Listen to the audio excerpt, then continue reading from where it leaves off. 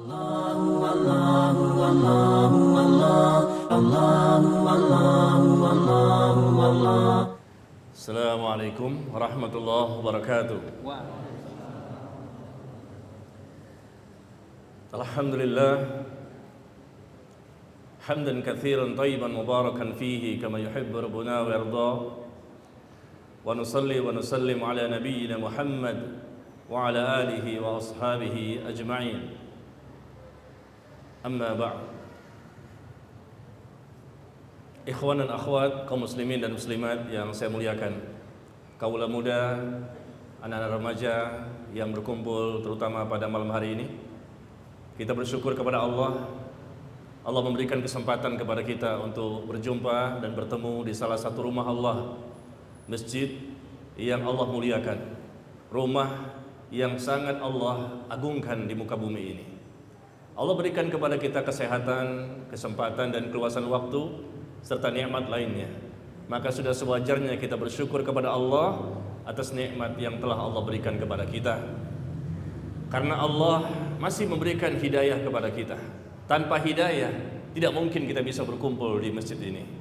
Karena Allah memberikan hidayah, petunjuk, rahmat dan lain-lain, sehingga akhirnya kita bisa dengan mudah melangkahkan kaki kita menuju rumah Allah dalam rangka untuk menuntut ilmu, belajar tentang agama kita, agama yang kita yakini kebenarannya, agama yang kita perjuangkan selama hidup kita, dan kita belajar dalam rangka untuk mendapatkan ilmu yang benar agar kita bisa mengetahui bagaimana ibadah yang benar menurut Allah dan Rasulnya.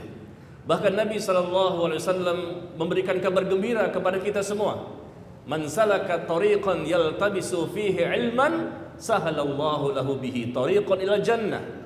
Barang siapa yang menempuh suatu perjalanan dalam rangka untuk menuntut ilmu, maka Allah mudahkan baginya jalan menuju surga. Mau surga? Siapa yang enggak mau di sini? Enggak ada ya. Barang siapa menempuh suatu perjalanan dalam rangka untuk menuntut ilmu, maka Allah mudahkan baginya jalan menuju surga. Nah, kita berkumpul melakukan perjalanan ke masjid ini, dan kita berharap ya, kita berdoa semoga Allah jadikan amal ini sebagai amal saleh yang memperberat timbangan kita nanti di akhirat, dan Allah mudahkan bagi kita masuk ke dalam surga.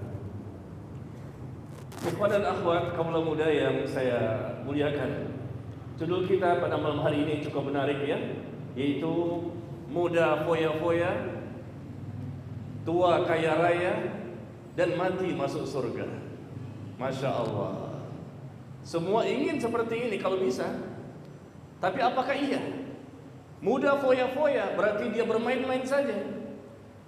Tidak ada kesibukan dia untuk menuntut ilmu agama. Tidak ada kesibukan dia untuk mempelajari agama. Tidak ada kesibukan dia untuk mengamalkan Islam secara benar. Bagaimana dia akan mendapatkan hidayah?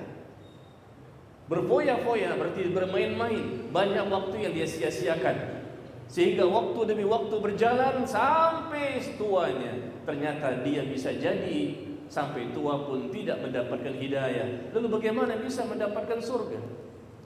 Seseorang yang mendapatkan surga itu karena ada perjuangan, ada pengorbanan, ada kesungguh-sungguhan, ada kesabaran yang mereka lakukan secara sungguh-sungguh dan rutinitas selama mereka hidup di dunia. Muda foya-foya berarti dia banyak menghabiskan waktu untuk hal yang sia-sia, yang tidak bermanfaat, yang tidak menambah iman, ilmu, dan amal. Habis begitu saja. Alangkah ruginya ya kalau kita tidak memanfaatkan waktu yang telah Allah berikan kepada kita. Karena waktu adalah amanah. Waktu adalah amanah. Waktu adalah nikmat terbesar, salah satu nikmat terbesar yang Allah berikan kepada kita. Subhanallah. Coba dengar bagaimana Allah berfirman di surah Al-Mu'minun ayat 115. Afa hasibtum annama khalaqnakum abatha wa annakum ilaina la turja'un? Apakah kamu mengira, apakah kamu menyangka bahwa kami menciptakan kalian dalam rangka untuk berfoya-foya saja, untuk bermain-main saja, dan kalian tidak akan dikembalikan kepada kami? Allah bertanya kepada kita semua, apakah kami menciptakan kalian hanya untuk bermain-main, hanya untuk berfoya-foya, menghabiskan waktu percuma dan tidak ada tambahan ilmu, amal, dan semangat untuk semakin mendekatkan diri kepada Allah? Tidak. Allah menciptakan kita bukan untuk yang sia-sia. Allah menciptakan kita dalam rangka untuk apa? Beribadah. Wa ma khalaqtul jinna wal insa illa liya'budun. Tidak aku ciptakan jin dan manusia kecuali untuk beribadah kepadaku, beribadah kepada Allah. Itulah tujuan kenapa kita diciptakan di muka bumi ini.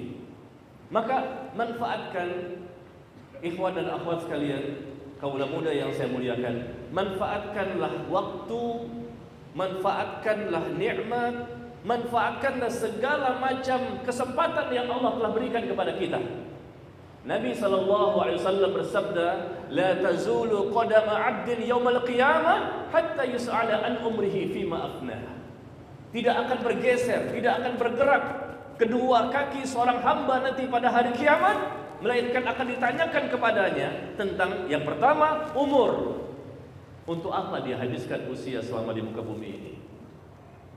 Setiap kita, siapapun mereka, yang Islam maupun yang kafir, semua bertanya. Mereka semua hamba Allah, akan ditanya tentang perkara pertama, an umrihi fima afnah, tentang umurnya, untuk apa dia habiskan.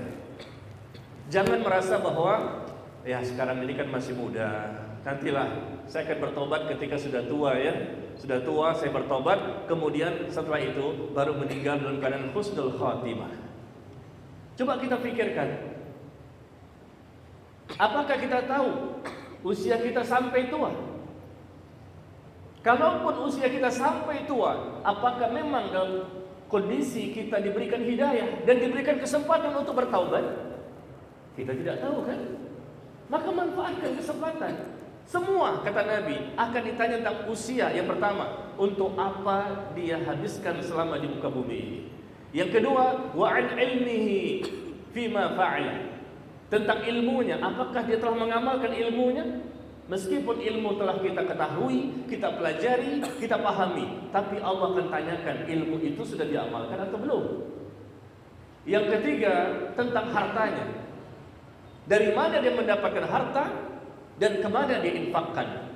Dan yang keempat, wa an jismihi fima ablah, dan tentang jasadnya, capek, letih, lelahnya itu untuk apa selama dia hidup di dunia. Dalam hadis yang lain dikatakan, wa an syababihi fima ablah, dan masa mudanya untuk apa dia habiskan. Rasul menyebutkan masa muda. Ada apa pada masa muda ini? Masa remaja, masa pemuda. Rasul menyebutkan bahwa seseorang akan ditanyakan tentang masa mudanya, untuk apa dia menghabiskan waktu mudanya tersebut. Usia secara umum, ilmu secara umum, harta secara umum. Tapi Rasul menyebutkan dan masa mudanya. Ada apa? Kenapa masa muda disebut? Berarti ini sesuatu yang memang sangat ditekankan dalam Islam.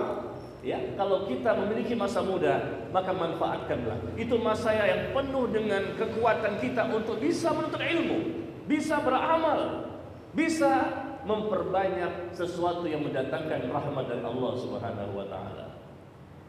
Di hadis yang lain Nabi sallallahu alaihi wasallam bersabda, "Iqtanim khamsan qabla khamsin." Barangkali pernah dengar ya hadis ini. "Iqtanim khamsan qabla khamsin." Ingatlah 5 perkara sebelum datangnya 5 perkara berikutnya. Ingat 5 sebelum datang yang 5. Apa yang pertama? Siapa yang tahu? Hayataka qabla mautik. Ingatlah, ya, ingat 5 perkara sebelum datang 5 perkara berikutnya. Kehidupanmu sebelum datang kematianmu.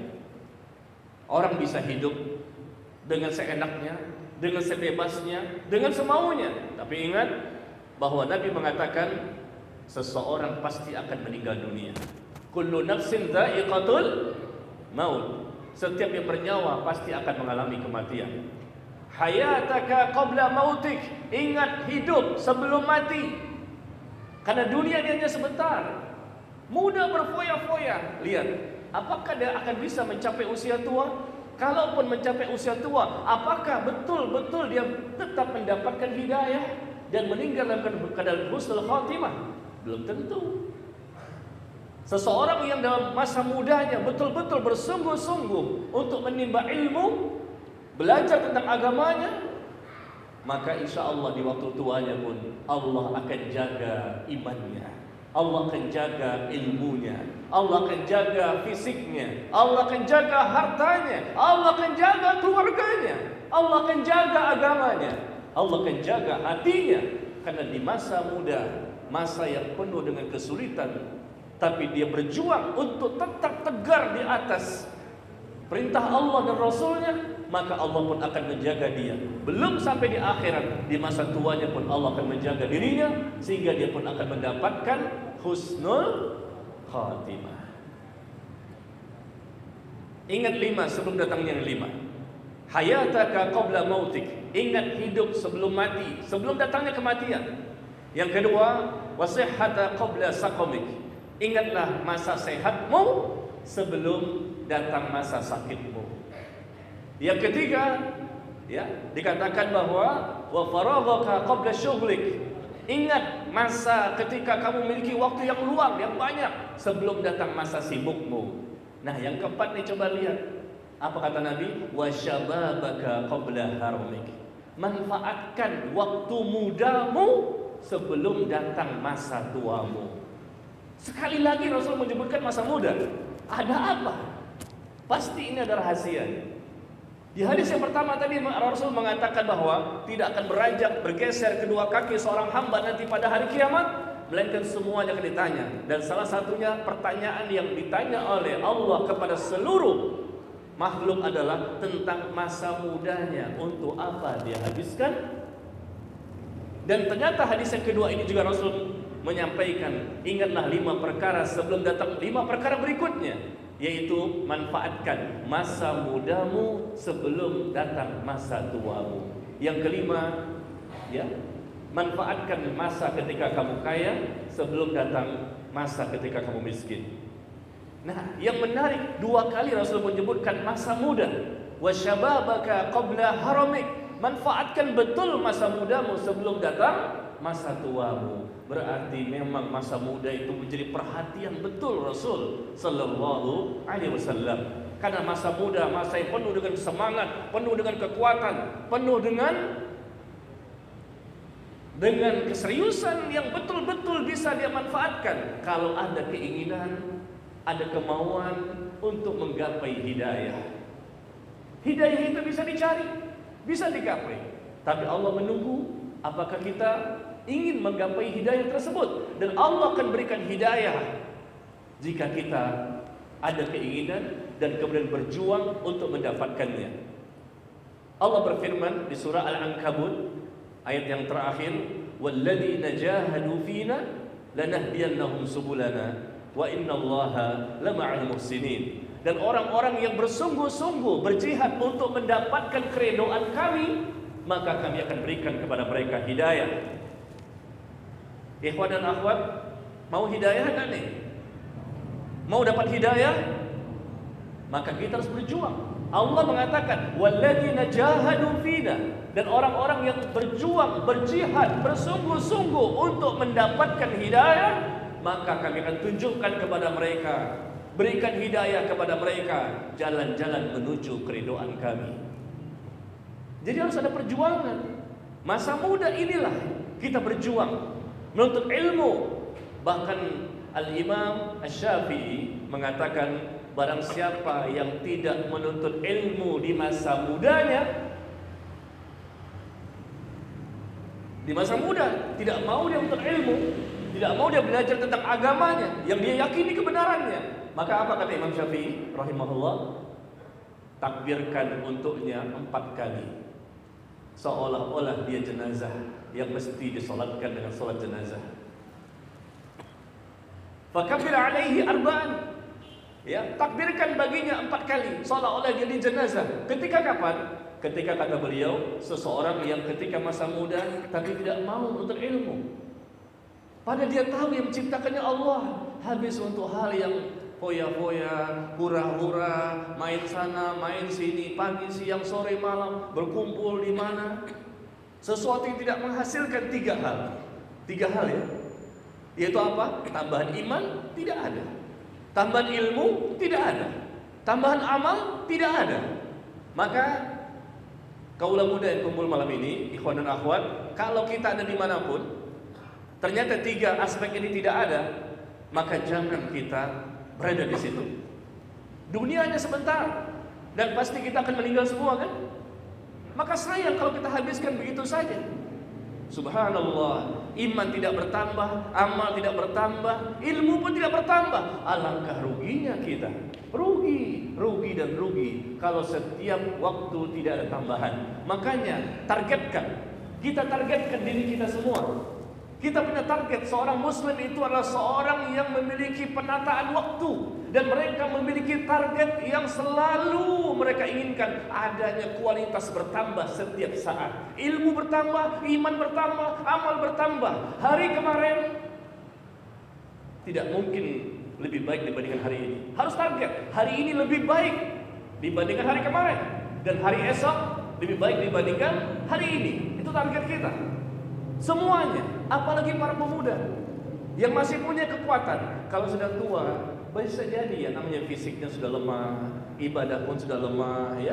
Kekuatan untuk bisa berjalan mendatangi majelis ilmu juga bisa jadi sudah lemah. Maka manfaatkan. Target, ingat ya, kita selesai dari pertemuan ini, apa yang kita hasilkan? Mungkin banyak yang kita dengar, tapi paling tidak satu hal jangan dilupakan. Saya pesan kepada ikhwan dan akhwat, ya, apa itu? Jadikan target kita hari ini lebih baik dibandingkan hari kemarin. Siap? Ya. Mana suara? Hari ini lebih baik dibandingkan hari kemarin. Siap? Ya. Dan hari esok lebih baik dibandingkan hari ini. Siap? Ya. Allahu Akbar. Itu target. Jangan disia-siakan. Ingat perkataan ini. Yang saya sampaikan banyak sampai waktu Isya nanti, atau setelah Isya kita soal jawab. Tapi paling tidak ini yang jangan dilupakan. Poin ini yang paling penting pada hari ini. Hari ini lebih baik dibandingkan hari kemarin, dan hari besok lebih baik dibandingkan hari ini. Target harus ada pada diri kita. Apanya lebih baik? Hari ini lebih baik dibanding hari kemarin. Apanya? Lebih baik iman, ilmu, dan amal. Siap? Siapnya benar-benar siap nggak nih? Siap ya. Dan hari esok lebih baik dibandingkan hari ini. Besok lebih baik iman, ilmu, dan amal kita. Karena kita semua hamba Allah, dan kita akan ditanyakan oleh Allah nanti pada hari kiamat. Bahkan kalau kita tidak manfaatkan waktu secara benar, maka waktu yang akan menebas leher kita. Al-Imam Asy-Syafi'i rahimahullah mengatakan, al-waktu kas-sayf. Waktu itu ibarat pedang. Fa in lam taqta' qata'ak. Apabila engkau tidak menebas waktu tersebut, maka waktu yang akan menebas dirimu. Kalau kita jalani kehidupan hari demi hari berganti, minggu demi minggu, bulan demi bulan, tahun demi tahun berganti terus, lalu kita tidak ada perubahan. Hanya begini saja, dari muda sampai tua, sampai meninggal dunia, enggak ada perubahan. Maka kita ucapkan kata musibah kepada diri kita, inna lillahi wa inna ilaihi raji'un. Dulu ketika masih muda, hafalnya apa? Al-Ikhlas, Al-Falaq, dan An-Nas. Masya Allah, itu gacuannya tuh. Gacuannya 3 ayat ini. Ketika sudah tua, gacuannya juga Al-Ikhlas, Al-Falaq, An-Nas. Musibah, inna lillahi wa inna ilaihi raji'un. Enggak ada perubahan, enggak ada penambahan. Itu pun kalau sampai tua. Kita enggak tahu usia kita kan. Ada juga orang tua yang meninggal dunia, ada juga yang masih muda meninggal dunia.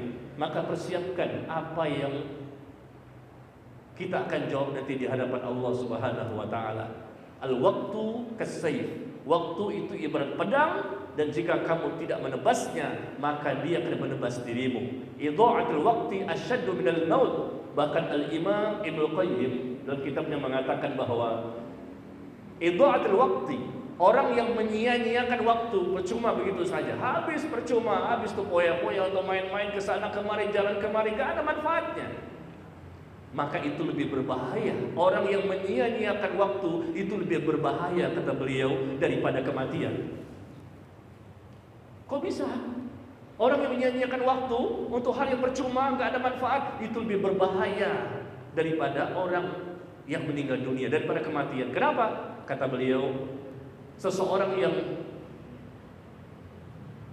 menyia-nyiakan waktunya, maka terputuslah hubungan dia dengan Allah dan negeri akhirat. Terputus hubungan dia dengan Allah dan negeri akhirat ketika dia menyia-nyiakan waktu yang ada. Adapun ketika dia terputus dengan dunia, tidak masalah. Terputus dengan dunia dan para penghuninya. Tapi ketika memang seandainya menyia-nyiakan waktu yang ada, terputuslah hubungan dia dengan Allah dan negeri akhirat. Maka ikhwan dan akhwat sekalian, ya, marilah kita manfaatkan. Pertemuan kita ini sangat singkat. Kita saling nasihat-nasihati. Terutama kaula muda ini, umur barangkali kita nggak tahu ya. Tapi biasanya sih yang masih muda panjang. Ya, yang masih muda lebih panjang. Apalagi yang sudah tua, lebih panjang lagi, insyaallah. Maka manfaatkan kesempatan yang ada. Jangan kita habiskan tuh hal yang percuma, yang sia-sia, yang tidak ada manfaatnya. Bahkan tidak beruntung orang seperti itu. Apa kata Allah? Qad aflahal mu'minun alladzina hum fi salatihim khashi'un walladzina hum 'anil lagwi mu'ridun. Telah beruntunglah orang-orang yang beriman. Siapa mereka? Kata Allah, beruntung mereka orang beriman. Orang-orang yang khusyuk ketika mereka salat. Dan yang kedua, kata Allah, orang-orang yang menjauhi dari perkataan dan perbuatan yang sia-sia, yang foya-foya, yang tidak ada manfaatnya. Beruntung mereka, kata Allah tabaraka wa ta'ala. Kita pengen beruntung atau pengen rugi nih? Pengen beruntung kan? Ketika itu beruntung, maka sesuaikan bagaimana Allah mengatur. Ternyata Allah mengatakan orang yang beruntung, orang yang khusyuk ketika sholat. Dan yang kedua Allah sebutkan orang yang menjauhi perkataan dan perbuatan yang sia-sia. وَمَنْ أَرَادَ الْآخِرَةَ وَمَنْ أَرَادَ الْآخِرَةَ وَسَعَى لَهَا سَعْيَهَا وَهُوَ مُؤْمِنٌ فَأُولَئِكَ كَانَ سَعْيُهُمْ مَشْكُورًا. Barang siapa yang menginginkan negeri akhirat yang penuh dengan kenikmatan dan kemuliaan, maka apa yang terjadi? Barang siapa yang menginginkan negeri akhirat dan dia bersungguh-sungguh untuk mendapatkannya dan dia seorang mukmin, maka kami akan berikan kepada mereka balasan yang baik. Masya Allah. Kita lanjutkan kembali, ikhwan dan akhwat sekalian. Masalah muda berfoya-foya, tua kaya raya, kemudian mati masuk surga. Yang jelas, muda berfoya-foya pasti dia termasuk orang yang merugi. Bukan kita berarti tidak boleh bermain, tapi tidak boleh kita habiskan seluruh waktu kita untuk bermain-main. Islam tidak melarang kita untuk menyukai sesuatu yang kita sukai, tetapi jangan sampai lalai, jangan sampai lengah, jangan sampai kita mengorbankan iman, jangan sampai kita mengorbankan agama kita. Ingat, sungguh-sungguh perlu ditekankan di sini. Dan kita ingin Allah memberikan anugerah berbagai macam nikmat kepada kita, tapi Allah menunggu. Allah menunggu bagaimana respon kita dulu. Innallaha la yughayyiru ma biqaumin hatta yughayyiru ma bi anfusihim. Sesungguhnya Allah tidak merubah kondisi seseorang sampai orang tersebut mau merubah dirinya sendiri. Ya. Allah enggak merubah diri kita. Kita pengennya kaya raya. Ya bagaimana kalau enggak bekerja? Bagaimana kalau kita enggak berusaha? Kita ingin masuk surga, bagaimana caranya kalau kita enggak taat kepada Allah? Enggak mungkin. Dari muda jauh dari agama, ketika tua pun jauh dari agama, tapi pengen masuk surga. Ya bagaimana caranya? Enggak mungkin. Orang yang masuk surga itu karena mendapatkan rahmat Allah, dan rahmat Allah itu diberikan kepada siapa? Kepada orang yang bersungguh-sungguh, kepada orang yang sabar, Sabar dalam 3 hal. Pertama, sabar selalu dalam mentaati Allah dan Rasulnya. Yang kedua, sabar dalam menjauhi segala macam larangan-larangan dari Allah dan Rasulnya. Yang ketiga, sabar dalam menghadapi musibah, takdir dari Allah yang tidak kita sukai. Dunia ini penuh dengan cobaan, penuh dengan rintangan, penuh dengan ujian. Dan Allah akan berikan balasan kepada seseorang yang sabar dengan apa? Dengan surga. Inni jazaituhumul yaum bima sabaru annahum humul faizun. Pada hari ini, kata Allah, nanti di akhirat Allah akan bicara seperti itu. Pada hari ini aku akan berikan balasan kepada mereka dengan apa? Surga. Disebabkan oleh kesabaran mereka selama di dunia. Sabar dalam 3 hal tadi.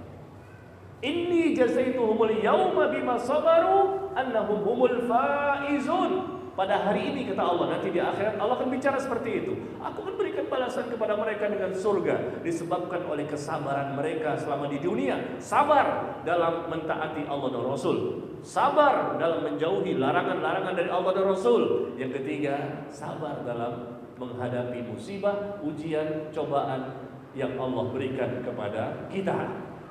Annahum humul faizun. Mereka itulah, kata Allah, orang-orang yang mendapatkan keberuntungan. Bagaimana seseorang yang bekerja di IT, kemudian dia ada kontribusi untuk menyelesaikan atau ada kerjasama dengan pihak bank konvensional ya. Memang maintenance. Ya. Antum kerja di situ? Berapa usia antum? 28. Masih remaja. Alhamdulillah, masih remaja. Sudah nikah belum? Sudah. Berapa istrinya? Iya, alhamdulillah. Barakallahu fiik, syukran jazakallahu khairan atas pertanyaannya. Pertanyaannya bebas ya. Mudah-mudahan saya bisa menjawab. Dan ini berkaitan dengan IT karena beliau bekerja di masalah IT maintenance yang berkaitan dengan sistem ya untuk perbaikan-perbaikan yang berhubungan dengan bank konvensional ya. Yang pertama kali adalah kita ketahui dan antum juga harus ketahui bahwa Majelis Ulama Indonesia sudah berfatwa bahwa bank konvensional itu ada unsur ribawinya ya. Karena transaksi mereka ada unsur ribawi yang mereka dapatkan keuntungan dari situ untuk operasional, untuk menggaji karyawan dan seterusnya. Ini fatwa yang telah kita dengarkan bersama, dan fatwa dari Majelis Ulama Indonesia tentunya sudah dalam bentuk pengkajian, penelitian ya, begitu lama mereka berusaha untuk melihat bagaimana cara kerjanya bank konvensional. Jadi praktek riba dilakukan dalam tempat tersebut, di mana bank itu meminjamkan uang kepada nasabah, kepada orang-orang yang datang kepadanya. Bang, pinjam ke dong saya uang. Pinjam berapa? Pinjam 100 juta. Boleh. Saya pinjamkan 100 juta plus bunganya sekian persen. Nah, cara seperti ini tidak diperbolehkan dalam Islam, karena itu adalah transaksi riba. Riba itu dosa besar dalam Islam. Dan apa itu riba? Riba itu adalah kullu qardin jarra manfa'ah. Kullu qardin jarra manfa'ah. Setiap pinjaman yang menghasilkan keuntungan. Kita pinjam 5 juta, tapi kita wajib mengembalikan 5,5 juta. Enggak boleh. Dalam Islam itu 5 juta kembali 5 juta. Pinjam 50 kembali 50 juta. Enggak boleh kelebihan. Pinjam 1.000 kembali 1.000. Tidak boleh orang yang meminjamkan itu mendapatkan keuntungan. Keuntungan itu diperbolehkan kalau kita dalam rangka untuk jual beli, boleh ada keuntungan. Dalam sewa menyewa, boleh ada keuntungan. Tapi kalau dalam pinjam meminjam sosial, tidak boleh ada keuntungan.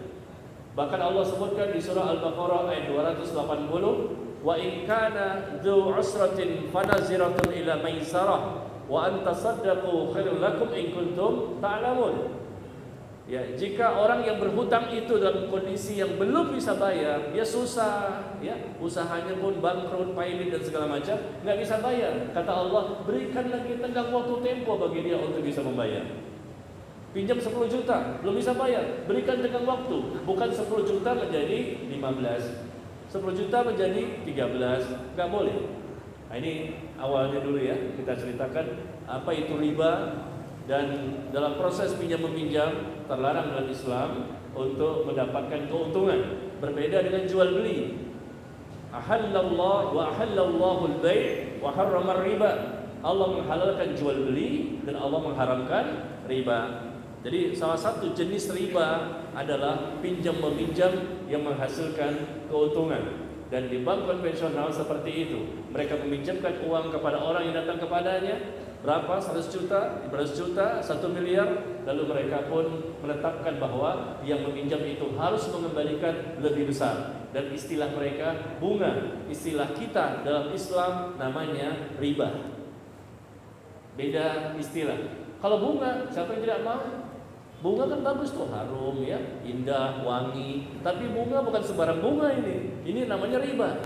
Karena bank mengambil keuntungan dari proses pinjam meminjam. Nah, kembali kepada pertanyaan antum.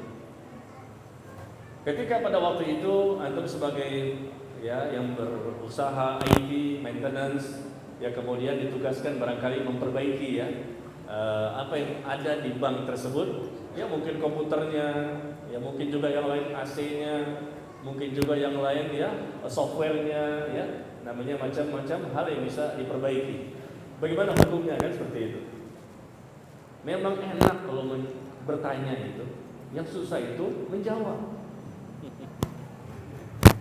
Nah, ketika kita tahu bahwa bank itu bergerak dalam praktek ribawi, dalam praktek dosa besar yang diancam dengan balasan yang begitu menakutkan, maka tentunya sebagai seorang muslim selayaknya tidak memberikan kontribusi untuk mensukseskan praktek riba yang mereka lakukan. Idealnya seperti itu. Contoh konkretnya gini aja gampang. Di situ ada praktek perzinahan. Ini tempat prostitusi, tempat pelacuran, misal. Lalu kemudian kita diminta, Pak tolong dong komputerisasi. Dalam pelacuran ini ada kerusakan. Nih contoh, zina dengan riba, lebih besar riba dibandingkan zina. Dosanya lebih besar riba dibandingkan zina. Ya, nah ini contoh. Kalau nggak paham dengan riba, saya coba contohkan dengan zina saja. Tempat pelacuran, tempat prostitusi, tempat orang berzina, lalu ternyata di situ ada markasnya dan di situ ada komputernya yang rusak. Dan kita diminta untuk memperbaiki. Kalau kita memperbaiki, maka komputernya menjadi bagus lagi sehingga database para pelacur bisa lebih diketahui. Transparan. Lebih transparan. Siapa saja nama-nama pelacur yang ada di situ, siapa saja ya konsumen-konsumennya, ini contoh kan. Nah, kita yang memperbaikinya.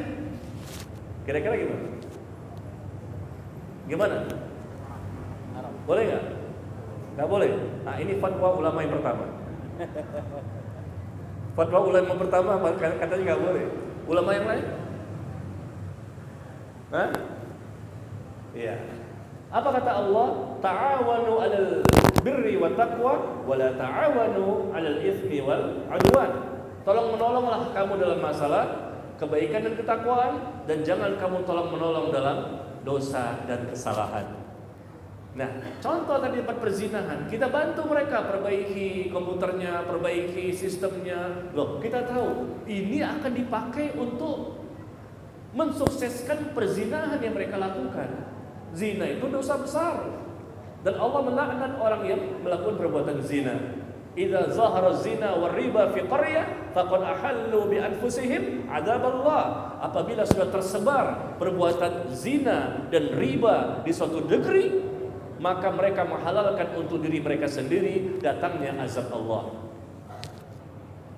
Ketika zina saja kita nggak mau mengerjakan dan kita katakan itu haram, Karena ada kontribusi kita, saham kita untuk memperbaiki ya apa yang ada di dalam, sehingga proses mereka lebih sukses, lebih berhasil. Kita nggak boleh ta'awun, tolong menolong dalam dosa.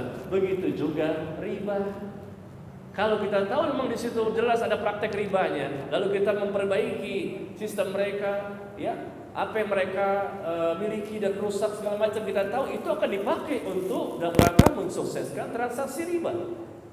Database ribanya, peminjam ribanya, ya bagaimana perjanjian-perjanjian ribanya kita tahu. Nah, maka tentunya kita tidak ikut serta membantunya dan tidak ikut serta memperbaiki apa yang mereka butuhkan dari kita. Ingat, coba dengarkan ikhwan dan akhwat sekalian yang saya muliakan. Apa kata Nabi sallallahu alaihi wasallam? Dirhamu riban. 1 dirham riba. Berapa 1 dirham? Berapa ribu? Sekitar 60 sampai 70 ribu rupiah. 1 dirham riba. Dirhamur riban ya'kuluhu ar-rajul wa huwa ashaddu wa huwa ya'lam, ya. Dirhamur riban wa huwa ya'lam, 1 dirham riba yang dimakan oleh seseorang. 1 dirham riba yang dimakan oleh seseorang dan dia tahu bahwa ini riba, dia makan juga. Maka kata Nabi, asyaddu min 36 zina. Lebih besar dosanya daripada 36 kali perbuatan zina. Cuma 60 ribu rupiah dimakan. Hanya 70 ribu rupiah 1 dirham, gak banyak. Tapi dia makan. Dia tahu dia riba, tetap saja dikonsumsi, tetap aja dia ambil. Ya, perbuatan riba, hasil harta haram riba ini tetap dia miliki, dia manfaatkan, bahkan dia makan hasil riba itu. Kata Nabi, lebih besar dosanya daripada 36 kali perbuatan zina. Zina yang tadi kita katakan, oh gak mau saya, kalau saya perbaiki komputernya nanti, wah mereka semakin sukses. Database perzinahan, konsumen dan lain-lain. Nah begitu juga apa bedanya riba? Pada riba itu lebih besar dibandingkan zina. Dan Allah memaklumkan perang bagi siapapun yang mempraktekkan riba. Ya, Allah dan Rasulnya memerangi bagi orang-orang yang mempraktekkan perbuatan riba. Yang Allah inginkan itu adalah ketika orang meminjam uang kepada kita 1 juta, kembalikan 1 juta. Jangan ambil keuntungan dari pinjam meminjam. Bahkan Allah katakan, jika dia belum bisa bayar, berikan lagi tenggang waktu, berikan lagi tenggang waktu, berikan lagi tenggang waktu sampai dia bisa membayar. Jangan tambah-tambah lagi. Kalau ditambah, namanya riba. Demikian secara singkatnya ya. Wallahu a'lam. Nah, sekarang saya tanya cepat-cepatan ya, mana hadiahnya? Baju apa kunci mobilnya? Masih baju juga. Angkat tangan cepat-cepatan. Siapa yang hadir di sini, pemuda-pemudi, remaja-remaji yang tidak punya dosa? Angkat tangan. Hah? Siapa? Siapa? Angkat tangan. Gampang, angkat aja tangannya. Siapa yang nggak punya dosa? Antum. Masya Allah. Bener nih. Ini baju biru angkat tangan tadi. Hah? Nggak punya dosa? Nah, nggak ada yang berani ya. Padahal mudah kan pertanyaannya? Mudah nggak tuh? Ya udah, pertanyaan kedua yang lebih mudah, nggak lebih gampang. Siapa yang merasa bahwa dosanya semua sudah diampuni? Siapa yang merasa bahwa semua dosanya sudah diampuni oleh Allah? Siapa yang merasa? Udah tahu dia? Ada? Wah, pertanyaannya sulit ya.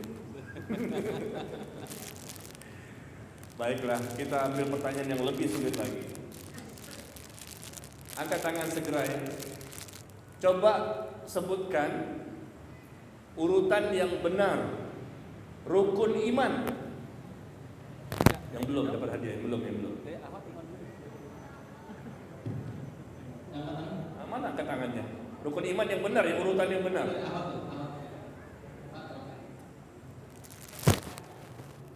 Akhwat dulu deh, nggak apa-apa. Hah? Oh nah ini, bentar dulu.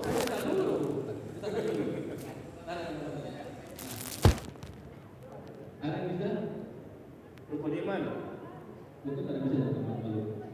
Pakai mic. Rukun iman urutan yang benar. Akhwat dulu coba.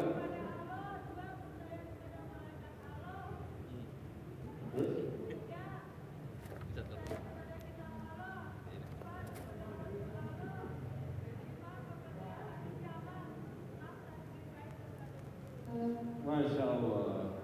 Ya benar. Barakallahu fiik. Mana hadiahnya? Muda foya-foya, tua kaya raya, kemudian mati masuk surga. Masya Allah. Pertanyaan berikutnya adalah,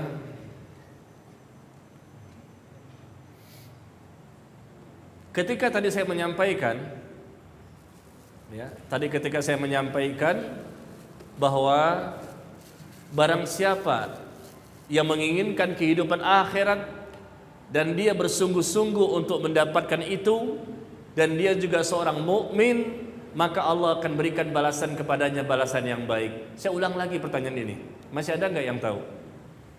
Wa man aradal akhirah wa sa'alaha sa'yaha wa huwa mu'min fa ulaika kana sa'yuhum mashkura. Ada?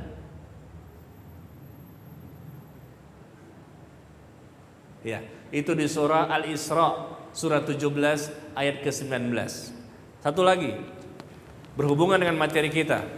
Allah berfirman, "Afa hasibtum annama khalaqnakum abatha wa annakum ilaina la turja'un?"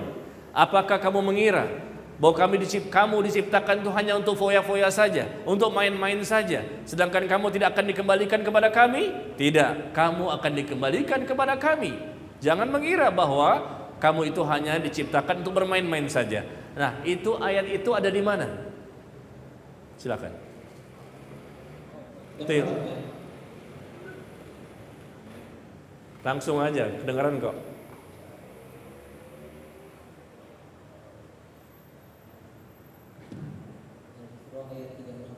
Hah? Nah, bener salahnya. Al-Isra 36 tadi bunyi itu walak takfu, jangan engkau mengikuti sesuatu yang kamu enggak punya pengetahuan atasnya. Itu Al-Isra 36. Terus? Ada di surat Al-Mu'min 115. Al-Mu'minun 115. Yakin? Yakin? Yakin? Iya, barakallahu fiik. Benar jawabannya. Di surah Al-Mu'minun ayat 115. Alhamdulillah, tuh kan? Ternyata banyak yang tahu ayat Al-Qur'an di sini. Mungkin yang hadir rata-rata penghafal Al-Qur'an. Betul? Di mana-mana, ikhwan dan akhwat coba dengar. Di mana-mana yang namanya ngaji, taklim itu biasa bawa Al-Qur'an. Ya kan? Buka ayatnya, dicatat. Tapi yang kali ini hadir rata-rata tidak bawa Al-Quran. Itu menunjukkan berarti yang datang ini sudah hafal. Rata-rata berarti sudah hafal Al-Quran. Karena nggak bawa Al-Quran ini, Masya Allah. Berarti sudah hafal rata-rata. Maka saya tesnya Al-Quran, ternyata benar tuh, bisa hafal kan? Alhamdulillah. Ya. Mungkin sekarang sesinya pertanyaan. Betul dari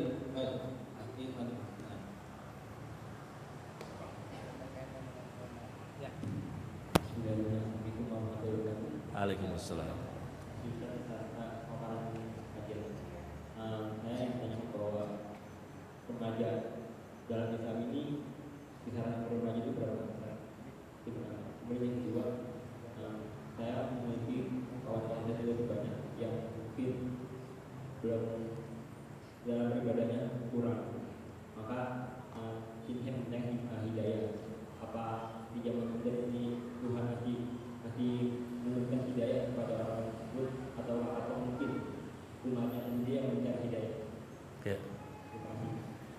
Alhamdulillah. Waalaikumsalam warahmatullahi. Yang pertama pertanyaannya, berapa sebetulnya usia yang disebut remaja ya?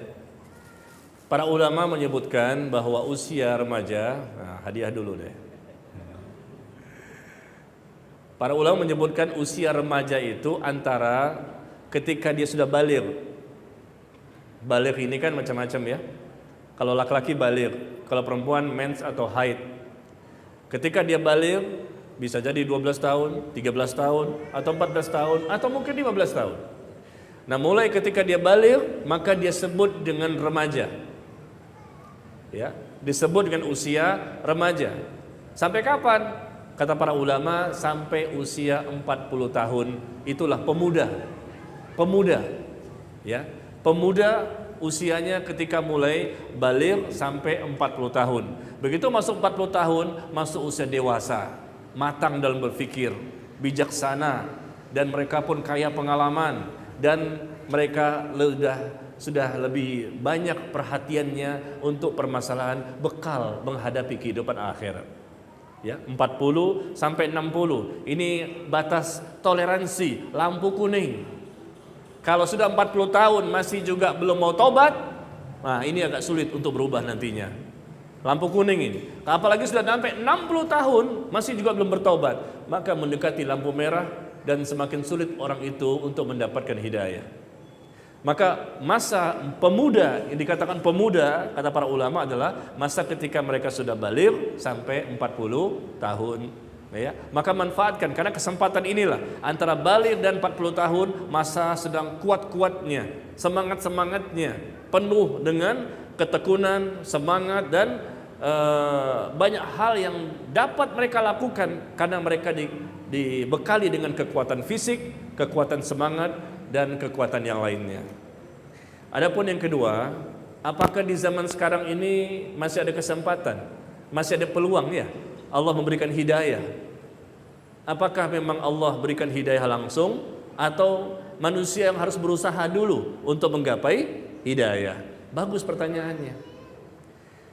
Yang jelas, pertama adalah jika Allah berkehendak apapun, Allah cukup mengatakan kun fayakun.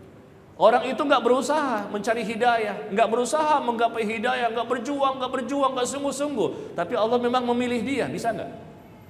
Allah pilih dia, Allah kasih dia hidayah, bisa nggak? Bisa. Itu kehendak Allah. Ya, Allah melakukan apapun sesuai dengan kehendaknya, dan Allah Maha Kuasa atas segala sesuatu. Meskipun dalam pandangan kita orang itu nggak punya keinginan, tapi bisa jadi Allah tahu bahwa memang di hatinya punya keinginan. Atau mungkin di hatinya ada kebaikan, dan dia pernah berbuat kebaikan pada tempat yang lain yang tidak kita pernah ketahui, sehingga Allah balaslah kebaikannya itu dengan Allah berikan hidayah. Itu cara pertama. Cara kedua adalah Allah menunggu siapa di antara hambanya yang mau menggapai hidayah itu dengan kesungguh-sungguhan, dengan pengorbanan, ya, dengan perjuangan, ya, dan dia dengan ketekunan, dengan kesabaran, dengan keikhlasan, dengan ketawakalan, terus dia berusaha, akhirnya Allah pun kasih hidayah. Makanya Allah mengatakan, innallaha la yughayyiru ma biqaumin hatta yughayyiru ma bi anfusihim. Sesungguhnya Allah tidak merubah kondisi seseorang sampai orang tersebut ada usaha untuk merubah dirinya sendiri. Dia ada keinginan, dia ada niat, dia ada tekad, dia ada semangat, dia ada usaha untuk merubah dirinya sehingga semakin baik, semakin baik, semakin baik. Masa muda seperti ini, masa tuanya lebih dahsyat. Bahkan ketika kematiannya pun Allah berikan ampunan dan dimasukkan ke dalam surga. Nah, jadi ada dua ini. Apakah ada kemungkinan, ada peluang? Ada. Sampai kapanpun. Sampai kapanpun, jika Allah berkehendak yang pertama memberikan hidayah, maka siapapun Allah bisa berikan dia hidayah sehingga tiba-tiba dia berubah. Dan yang kedua, cara kedua, terkadang Allah menunggu seseorang ada usaha dulu, ada niat dulu, ada keinginan dulu, ada kemauan dulu untuk mendapatkan hidayah. Ketika dia ada keinginan, ada kemauan, ya, ada niat, maka baru Allah juga memang ada usaha, baru Allah berikan dia kemudahan, Allah berikan dia hidayah, Allah berikan dia keberkahan, Allah berikan dia kebaikan, Allah berikan dia kebahagiaan, Allah berikan dia keselamatan dunia dan akhirat. Hidayah itu nikmat terbesar di muka bumi, dan Allah akan berikan kepada siapa? Kepada siapa yang Allah kehendaki. Yang masih muda tiba-tiba berubah, yang awalnya nggak peduli dengan agama tiba-tiba bertobat. Bisa banyak contoh.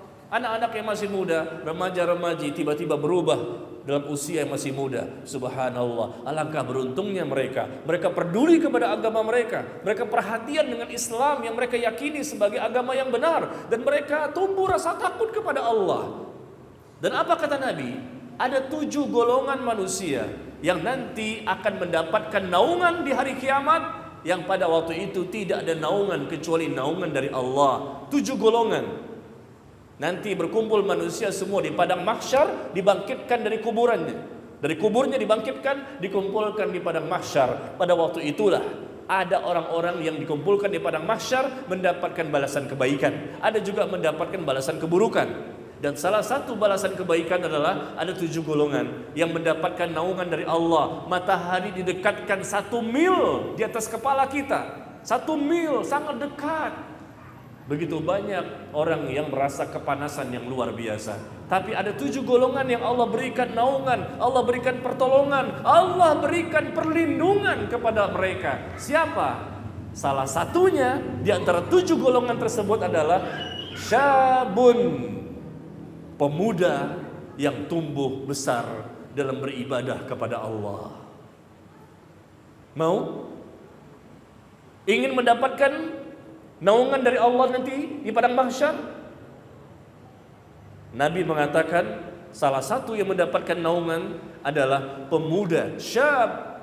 Nabi mengatakan syabun, pemuda.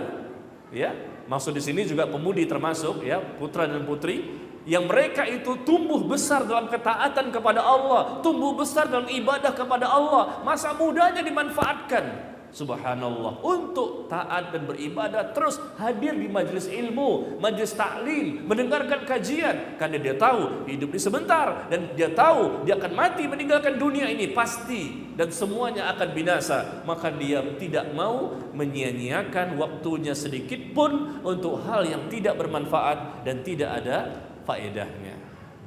Demikian ya. Jadi hidayah itu bisa dicari, bisa diperjuangkan, bisa diusahakan, dan kita bisa menggapainya ya tentunya dengan Allah melihat sejauh mana usaha kita ya, dan adanya usaha maksimal tersebut insya Allah membuat Allah pun akan memberikan hidayah pertama, hidayah kedua, hidayah ketiga, hidayah keempat, hidayah kelima, terus sampai puncaknya orang itu mendapatkan ketakwaan. Demikian. Saya pikir sudah waktunya bersempat dulu. Mungkin dengan sambil kesini dikasih tips agar mereka itu lebih semangat pada kasih dari. Baik.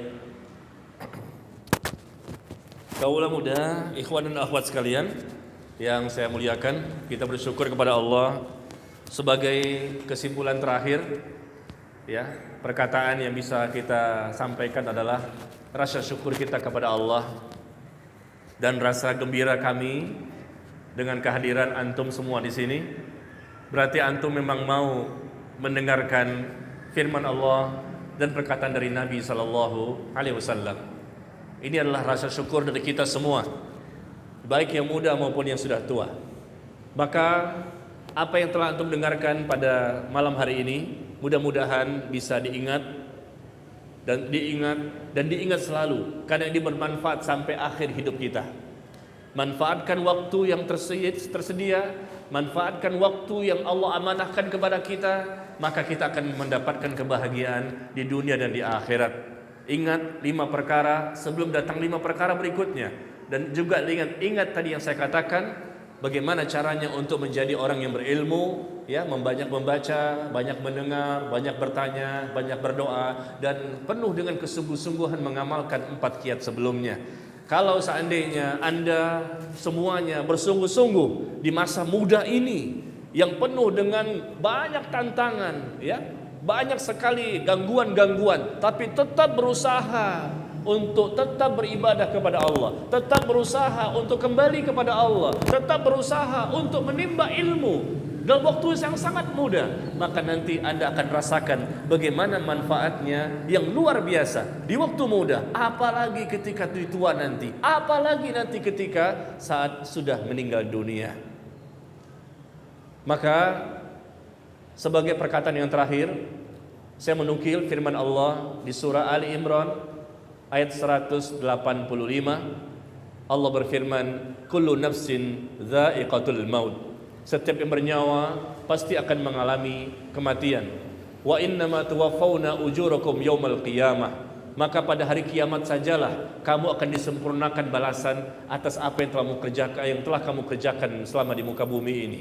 Faman zuhziha 'anil nar wa udkhilal jannah faqad faz wa mal hayatud dunya illa mata'ul ghurur. Allah menekankan bahwa barang siapa yang dijauhkan dari neraka dan dimasukkan ke dalam surga, maka itulah orang yang sukses, orang yang beruntung. Jangan tertipu dengan keberuntungan yang kita peroleh di dunia. Barangkali nanti Anda akan sekolah sampai SMP, SMA, kuliah S1, S2, S3, bahkan S4 kalau ada. Tapi jangan kita tertipu dengan apa yang kita raih, prestasi yang kita raih, dengan harta yang kita miliki. Ketahuilah, kesuksesan sejati, kebahagiaan sejati yang Allah sebutkan, faman zuhziha 'anil nar wa udkhilal jannah faqad faz. Barang siapa dijauhkan dari neraka dan dimasukkan ke dalam surga, maka itulah orang yang beruntung. Beruntung yang sebenarnya, sukses yang sebenarnya, dan tidaklah kehidupan dunia ini melainkan kesenangan yang menipu. Baik, terima kasih kepada akhwat yang telah bertanya. Ya, dia mengatakan bahwa ya umumnya ini kan remaja ya, pemuda ini penasaran, pengen tahu apa sih ya. Sehingga kadang-kadang karena tanpa ilmu, tanpa pengalaman, ya tanpa pengetahuan, sehingga akhirnya kalau memang itu negatif, akhirnya terjerumuslah dalam kesalahan dan mendapatkan dosa. Nah, bagaimana caranya agar kita tidak mudah salah, tidak mudah terjerumus? Karena perasaan tadi pengen penasaran ya, pengen tahu segala sesuatu. Maka jalan keluarnya adalah yang pertama, haruslah berilmu. Al-ilmu qabla al-qaul wal amal. Berilmu terlebih dahulu sebelum berkata dan berbuat dalam segala hal. Masalah dunia apalagi masalah agama, berhati-hati, enggak sembarangan. Penasaran iya, boleh penasaran. Jangankan yang masih muda, yang tua juga bisa penasaran. Cuma kita ada bemper. Tahu bemper? Ada ilmu yang akan bisa mensensor dan bisa menyaring. Ya, bisa kita ketahui apakah ini benar atau salah. Jangan sampai terburu-buru, tergesa-gesa untuk mengetahui sesuatu yang kita nggak tahu ilmunya. Ilmu dulu sebelum berkata dan berbuat. Apa kata Allah di surah Al-Isra ayat ke-36? Wala taqfu ma laysa laka bihi 'ilm. Inna sam'a wal basara wal fuada kullu ulaika kana 'anhu mas'ula. Kata Allah tabaraka wa taala, jangan engkau mengikuti sesuatu yang engkau tidak punya pengetahuan atasnya.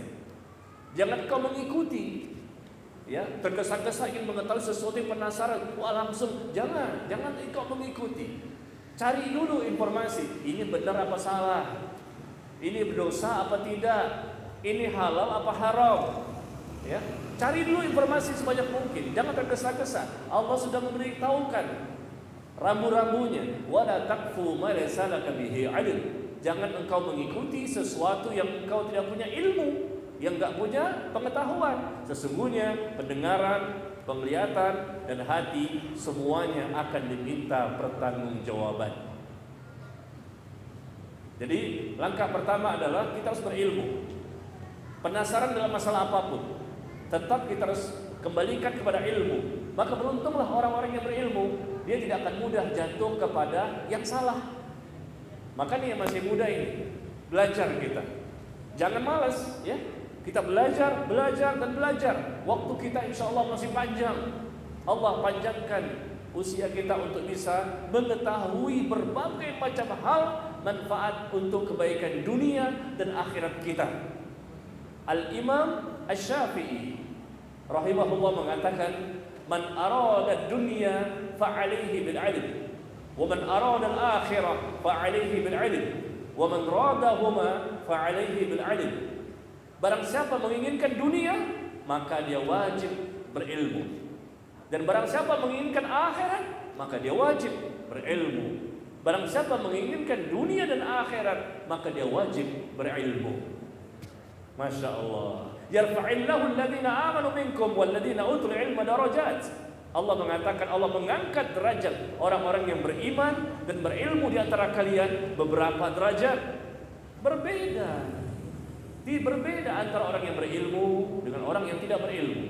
Maka di langkah pertama, agar penasaran kita itu betul-betul terkendali, ya, betul-betul tidak menyelisihi, betul-betul ya tidak terjerumus ke dalam kesalahan, perbuatan dosa dan seterusnya. Maka langkahi semua itu dengan ilmu sebagai tuntunan kita. Dan ciri khas orang yang takut kepada Allah adalah orang yang berhati-hati dalam mengarungi kehidupan di dunia ini.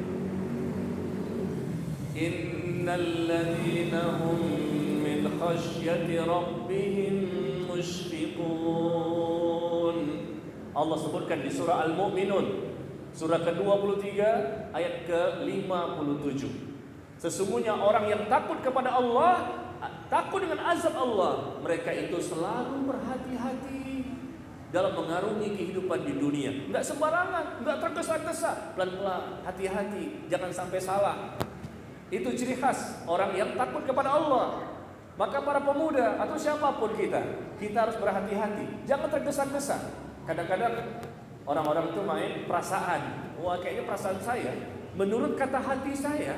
Nah, dia tergesa-gesa mengambil kesimpulan, mengambil keputusan, tidak. Maka ini pemuda nih biasanya nih, maaf, pemuda dan pemudi karena lagi masih muda kan, semangat tinggi, kadang-kadang berbekal semangat dan keikhlasan, ikhlas semangat, tapi ilmunya tidak ada. Akhirnya apa? Menyelisihi Al-Quran dan As-Sunnah, menyelisihi syariat, ya, sehingga tidak boleh kita seperti itu. Bersemangat boleh, ikhlas apalagi, memang harus, tapi semuanya harus dilandasi oleh ilmu, dan ini semua adalah kewajiban bagi setiap muslim dan muslimah.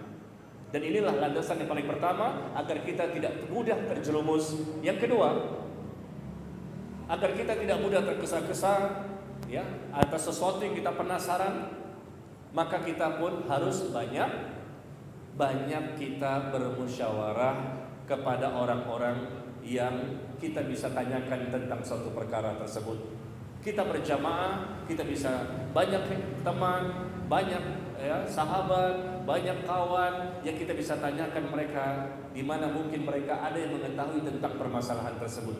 Jadi kita berilmu, ya. Maka yang kedua adalah kita bertanya. Jangan malu untuk bertanya. Dan guru saya mengatakan bahwa kalau seandainya kamu ingin menjadi orang yang berilmu, maka lakukanlah 5 perkara. Ini saya pesankan, saya wasiatkan kepada khususnya para pemuda dan pemudi, ya, remaja dan remaji. 5 perkara ini selalu kita ingat dan selalu kita lakukan seumur hidup. Maka insya Allah antum akan menjadi orang yang berilmu, orang yang paham tentang agama ini, dan insya Allah enggak mudah terjerumus dalam kesalahan. Apa itu? Yang pertama, kalau kita ingin menjadi orang yang betul-betul berilmu, maka kita harus banyak membaca. Banyak membaca. Bagaimana kita bisa berilmu kalau kita tidak membaca? Banyak berfoya-foya, kesana kemari, main gak jelas, waktu habis percuma, akhirnya gak tahu apa-apa, dia bodoh.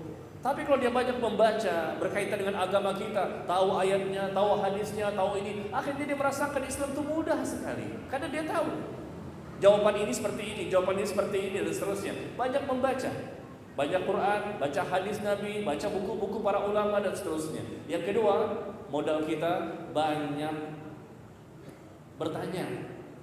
Cuma jangan nanya terus, bacanya nggak mau. Banyak bertanya kepada orang yang mengetahui, orang yang ahli dalam masalah yang kita inginkan. Yang ketiga, banyak mendengar.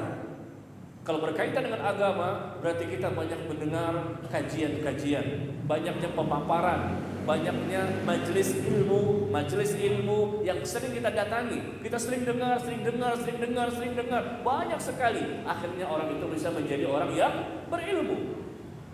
Yang keempat, banyak berdoa. Ya, kita ikhlaskan diri kita, doa kepada Allah. Ya Allah, jadikanlah aku termasuk orang yang berilmu. Aku paham betul dengan agama ini, dan aku pun mampu mengamalkannya. Banyak berdoa, minta ilmu itu supaya berkah. Bahkan Nabi pun berdoa, Allah manfa'na bima 'allamtana wa 'allimna ma yanfa'una wa zidna 'ilma. Ya Allah, berikanlah manfaat atas ilmu yang telah Engkau ajarkan kepadaku. Allah manfa'na bima 'allamtana. Berikan aku manfaat ya Allah atas ilmu yang telah Engkau ajarkan kepadaku. Subhanallah. Berikan manfaat, berikan keberkahan, tambahkan ilmu ya Allah. Nah, banyak berdoa, Allah akan mudahkan. Semakin berkah ikhlas niatnya, semakin berkah, maka dia pun akan semakin mudah memahami dan mengamalkan ilmu yang telah dia ketahui. Jadi pertama apa tadi?